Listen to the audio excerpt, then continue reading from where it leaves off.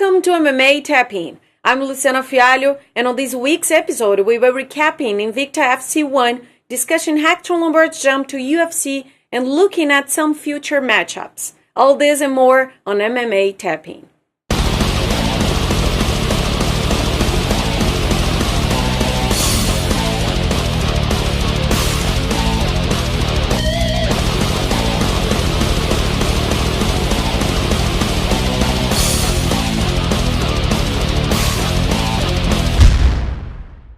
First up in news, Invicta Fighting Championship put on their first event on April 28th, which featured some of the best women competitors in MMA.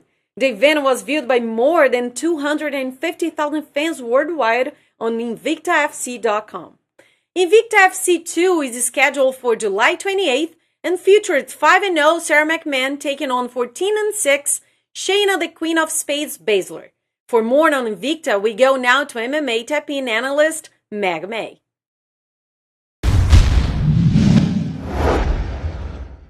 April 28th, MMA had a landmark event, the inaugural show in Kansas City of the women's only card. That would be Invicta. 250,000 fans tuned in. Originally predicted would be 25,000 fans, so Invicta blew away the numbers. Part of the intrigue was the great promotion and high content. They had a soundtrack that everybody wanted to download. They had all-star commentators Julie Kedzie, King Mo, Mauro Ranallo, rounded out by the very only Misha Tate, who dubbed as both a corner girl and a commentator for the main event.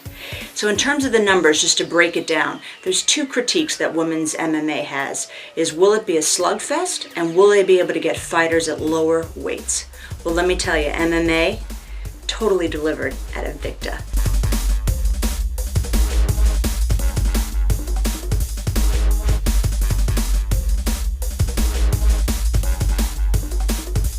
There was 3 TKOs, 1 draw, 3 unanimous decisions, 4 submissions, along with variety there. 1 guillotine, a Kimura, and multiple strikes. And in terms of being able to get fighters at lower weights, 11 bouts featured weight from 105 all the way up to 145, including 3 fights at 105. Pretty impressive.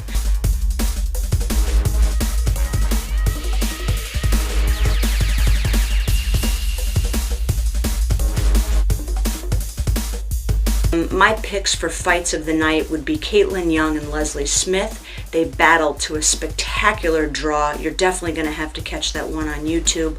Multiple triangles, armbar attempts, both had strong chins, both got paid in the end, both said they would be back to fight each other again. Total highlight of the night.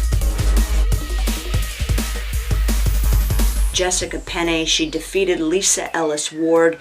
Jessica Penne is just a superior athlete. So much fun to watch her. She looked like a contortionist inside the ring. She puts her legs in spots where you expect arms. Hard to follow her. She looks like a spider. Definitely a fighter that I'm looking forward to seeing come back again. Bantamweight, Liz Carmouche, decorated Marine, beloved by the fans, took out Ashley Curry, 158, TKO stoppage. A lot of buzz on the internet that really Liz probably deserved a better fight, but I got to give props for Ashley Curry for entering the ring. And top fight of the night, as I mentioned, Caitlin Young, Leslie Smith, triangles, arm bars, chins at all. Incredible athletes. They'll be back. You got to check it out. And top of the card was Marlos Kunin over Romy Ruisin. Marlos went up weight. Romy missed weight, had to forfeit 25% of her purse. That went the distance. Great win by Marlos. And the best part of the night was when Marlos called out Ronda Rousey and said, "I'm looking for you. I'm waiting for you." So we'll see what the future brings in terms of those fighters. So all in all, Invicta spent only $100,000 to have this kind of excitement, this kind of viewership. They really need to repeat it, and that they will. On July 28th, there'll be Invicta 2, or IV2 as I like to call it. Shayna Baszler will take on Sarah McMahon out in Kansas City.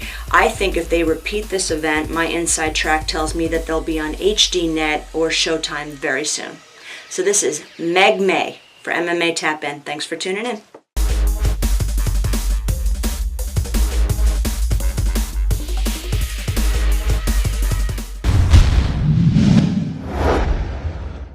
In an unlikely turn of events, Bellator Fighting Championship's middleweight champion Hector Lombard has jumped ship to UFC.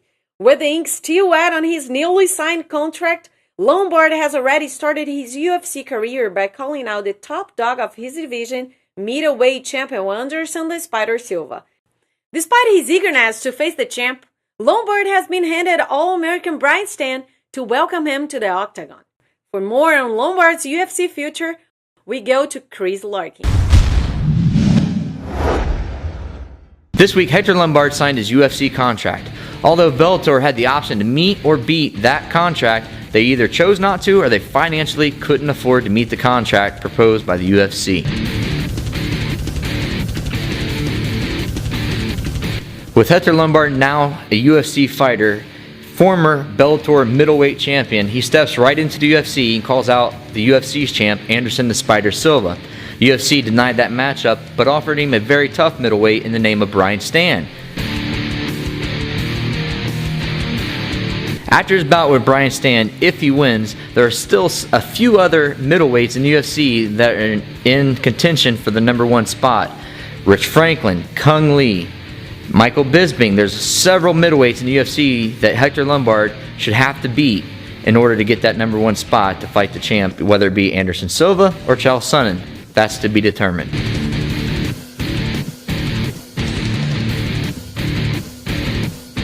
Even though Hector Lombard has been known as the pound-for-pound fighter in Bellator at the middleweight position, he's been not so well known outside the cage. Immediately signing his UFC contract, he tweeted, "Now that I'm a UFC fighter, I'm being recognized everywhere. I no longer have to wait at the end of the line. People are letting me in the front of the door. They let me in the club free." So it's kind of interesting to see him go from nothing to all of a sudden now people are recognizing him as a UFC fighter.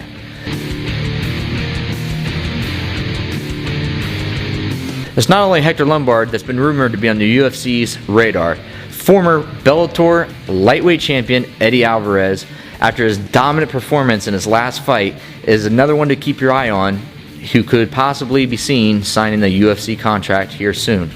So now Bellator is left without their middleweight champion, Hector Lombard, possibly losing a very bright future with Eddie Alvarez. So what's left for them? Are they going to become the new stepping stone for fighters to get into the UFC? Or are they just going to keep continuing to build new upcoming fighters and eventually, with their help with Viacom, be able to match those offers from the UFC? Stay tuned for more MMA TAPin after the break.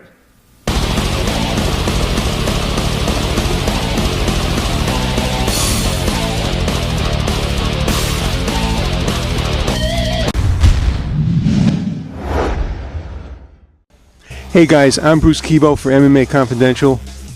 Sitting here with me today at Renzo Gracie Academy in New York City is the promoter of the Ultimate Absolute, one of the best grappling tournaments I've ever seen. His name is Rob Constance. How are you today, Rob? Doing good today, Bruce. Thanks for coming by. My pleasure. I love both tournaments. This tournament makes you seem like you're the Dana, or you're going to be the Dana White of submission grappling. How did you get the idea for this grappling tournament? You know what happened? We were all sitting around one day and complaining about most of how the grappling tournaments are run these days. They take a lot of time. It's an all-day affair. What we wanted to do was put together like a top-tier tournament with like all the best guys, give them a good cash prize, and try and take it from there.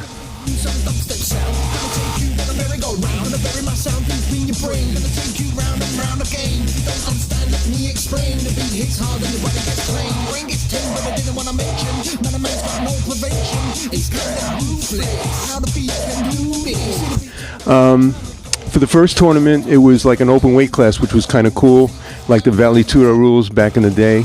The second tournament was also unbelievable. Joel Tudor, just so many guys. I was rooting for Magno, Joel Tudor, and Eddie Bravo was there. Why did you change it to a lighter weight class? After the first tournament, I had called so many guys to come to the first tournament because I wanted to be in an absolute class style tournament. But so many of the smaller guys had declined. A lot of guys were like, "Oh, it's the guy weighs too much. It's too big." So what I wanted to do is have just a separate tournament for all the smaller guys to give them an opportunity, to showcase their skills. And everyone loves the smaller guys. It's going to be high, fast paced, high action, and it really was a really good tournament for the second one.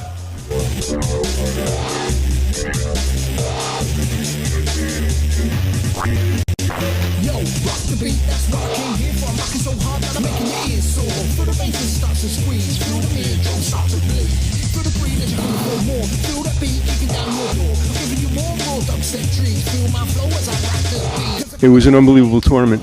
Would you say one of the reasons that it's so exciting is you can watch one match at a time and you're getting such great guys, and also no one is doing any point fighting, like just trying to win on points. Tell us about the bonuses you're giving for submissions and how it works. One of the things I don't like about the regular tournaments that are out there today is that guys play the points. Like, even if you go to look at the top tier, the premier event is Abu Dhabi, guys will still play the point system, and it kind of it kind of takes away from the match itself when a guy's just looking to look for a takedown or pull guard and win on an advantage. So what we did with our rules is we took out advantage points. I'm not going to give you $10,000 on an advantage point. You have to win. What I also offer is a $1,000 submission bonus. So this way, like I said, as opposed to just winning on like a takedown or a guard pass, like I said, guys want to get that $1,000 incentive. Do you know what I mean? So it really worked out well.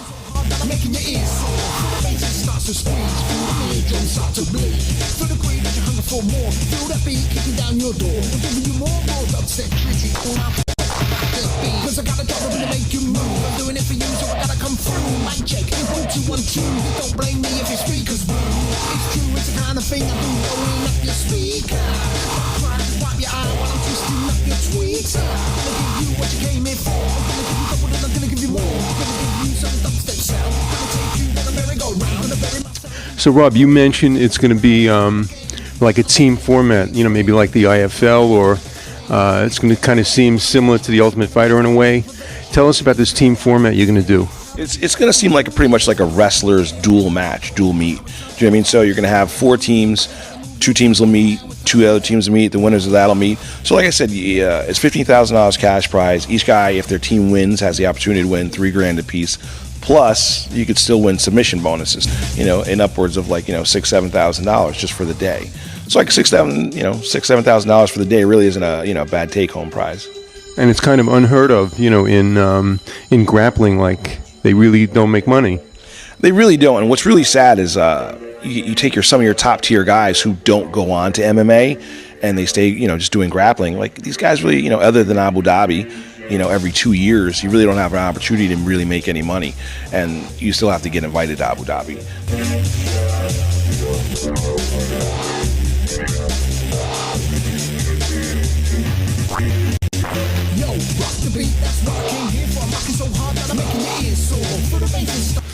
What guys do you think will form some teams for that upcoming next event? I already spoke to Andre Gaval from Atos, so he's looking to get a team in there. I spoke to Marcelo Garcia, with him combined with Alliance getting a team. I spoke to Gustavo Dantes from Novunyao in Arizona. So it'll be a combined effort with Shaolin in New York City, getting a team together. And of course, spoke to Master Renzo Gracie about getting a New York City team from here. So yeah, it looks like it's going to be a good tournament. Cool. He's going to be the Dana White of submission grappling. Rob Constance, ladies and gentlemen. Thank you, brother. Thanks, Bruce. Appreciate it. Cool, man.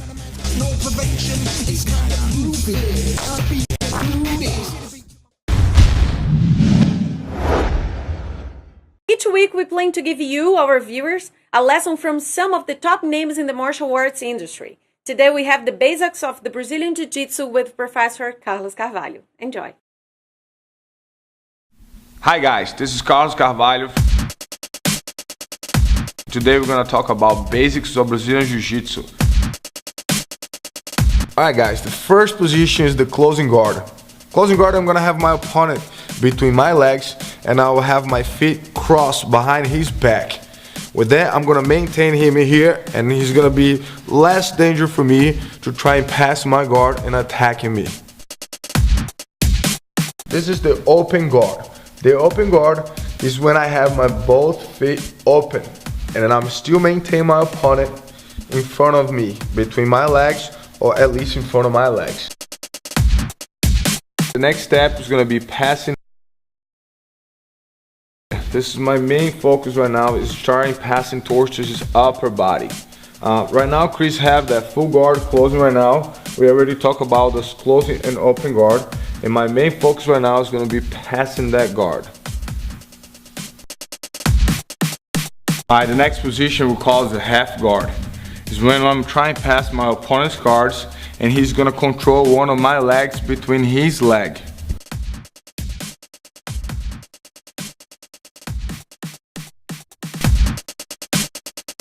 The third position today is what we call side control. Side control is when I have the control of my upper body of my opponent.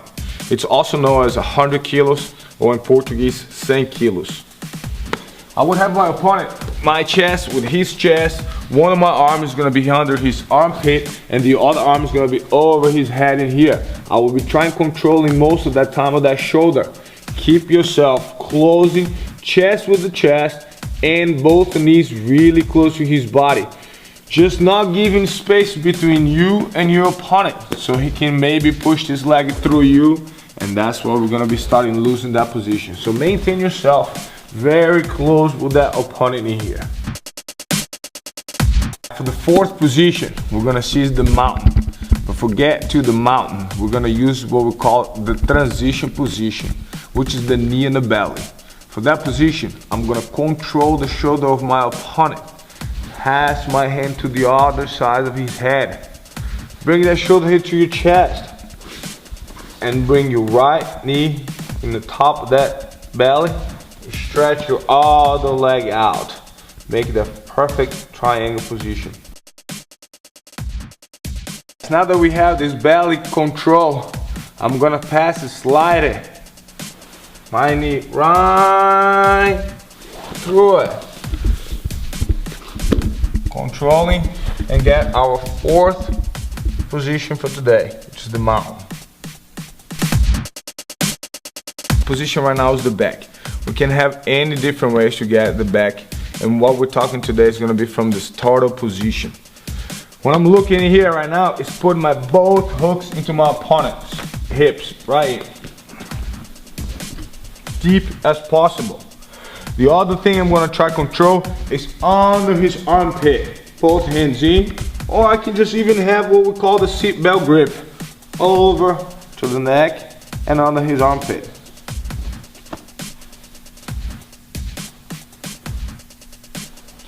Once they control in it or under, what I'm looking for is to stretch him right into the mat right here.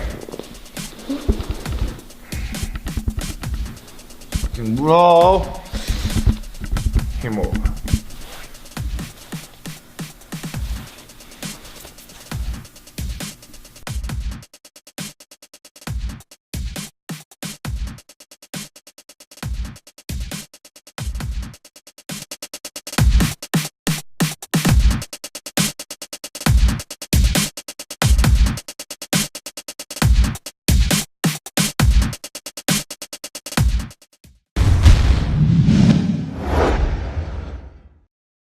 Well, that's it for this week's episode of MMA TAPin. We will see you next week when we bring you more from the great sport of mixed martial arts.